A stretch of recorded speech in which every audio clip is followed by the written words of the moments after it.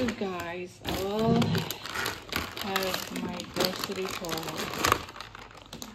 egg and this noodles and then this one too. This kasi magpapansit ako. And of course, this one. And then cookies. All Filipino food yan guys. And then spices. And then juice. And then sibuyas. Sibuyas na. And then kupya ubi. Paano ba yung magda-diet nito? And then ito pala. Hans. Pork and beans. Stocks na to guys. Para sa tipid.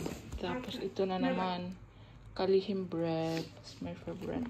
Kasi masarap siya nung nakatry ako last time.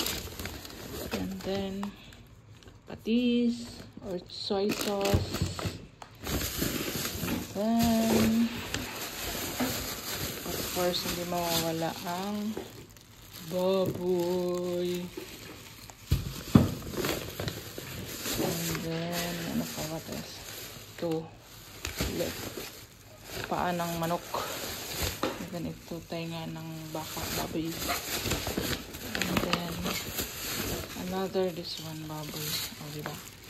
Puro baboy. Puro baboy yun guys.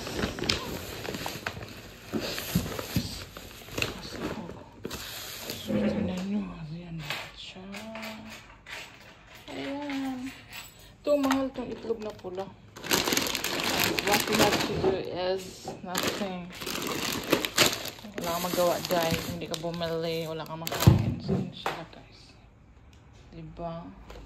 Tapos pineapple juice. Overall, I think almost kung sa Pilipinas, hindi naman abot siya ng 2,000 pero almost. Ito lang.